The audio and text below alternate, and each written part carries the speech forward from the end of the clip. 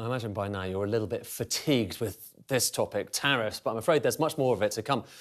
Everyone is finding this a bit much. If you look at just the measure of uncertainty, this is just a particular measure. It's showing just how much people are talking about a particular issue. In this case, trade. And the higher this line is, the more uncertainty there is. So it's a big issue in newspapers. Have a look at this. This last time around, it went up to a really high peak under Donald Trump in his first term in office. Where are we now? Look at this line. So a lot of uncertainty out there, and that's having a bearing on share prices. This is showing you a measure of just share prices and how they've gone since the inauguration. So there's the US, there's China, there's other countries.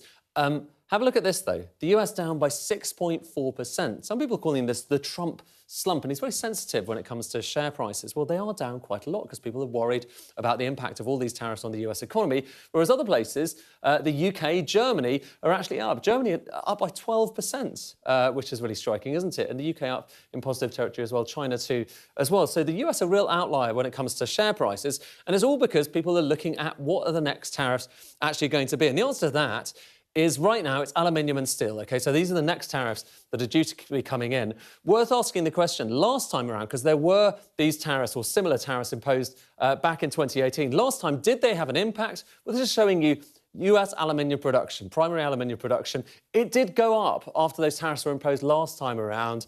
But then, look, it came down. It then fell. And actually, it's lower now than it was even before then. So the point is, at least Donald Trump would like this line to go up again. But will that happen? Well, let's have a look at this. This is showing you where the US imports steel and aluminium from. Steel, first of all, because this is one of the things, the first thing, the big thing that's going to be have tariffs imposed or reimposed on it.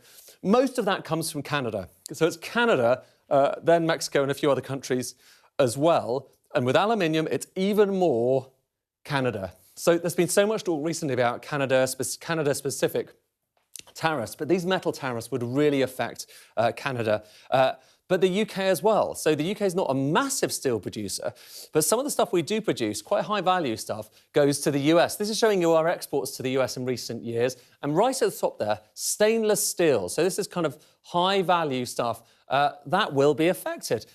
Worth saying, waste and scrap. So that's not included in the tariffs, and that's something that is excluded. But most of these other things included, and that could be a real impact for the UK steel sector.